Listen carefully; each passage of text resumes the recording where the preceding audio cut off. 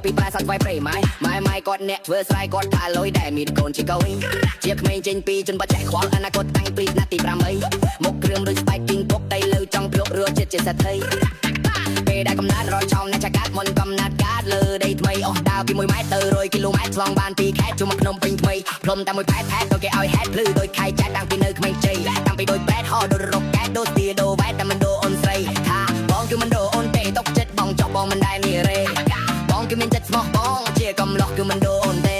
អត់ស្អកមិនហៅថាបងខាងអត់អែមមិនហៅថាបងមាញ់រូបបងកំពុងតែអាប់រែងហើយស្អប់ពួកណានិយាយពីក្រោយខ្នងហើយបងឬអូននឹងប្រកាន់ទេហើយបងឬអូននឹងប្រកែកតែអញសុំឆែកមើលអសញ្ញាណបាន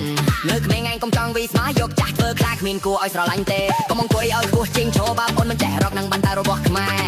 អានឹងហៅថាឆ្កែត្រូវហើយជីវិតគឺមិនទៀងទេពេលខ្លះអូនធ្វើជាកំ pl ែងតែអត់ចេញជាកំ pl ែងបញ្ចេញត្រូវស៊ីកំភ្លៀងមែនហើយមានតាយកុំចេះតែក្លោះមានមៀតយើងកុំចេះតែចំដៀគេថាអ្នកត្រកាយវាយជាចេញឈៀងជាក្មេងមកពីប្រាសាទស្វាយព្រៃម៉ែគាត់អ្នកធ្វើស្រែគាត់ថាលុយដែលមានកូនជាកាវីជាក្មេងចេញពីចនក៏ចាក់ខ្វល់អនាគតតាំងពីឆ្នាំទី8មុខគ្រើមឬស្បែកពីងពុកអីឡើងចង់ភ្លក់រួចជាសេដ្ឋី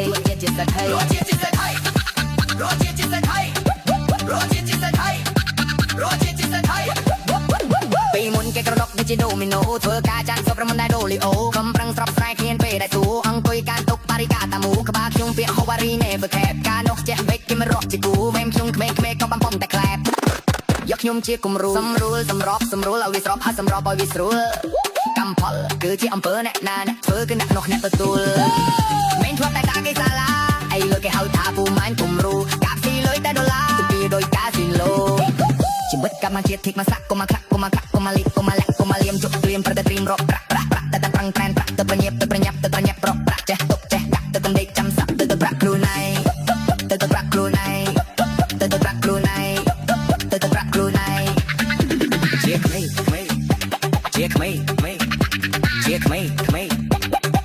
ជា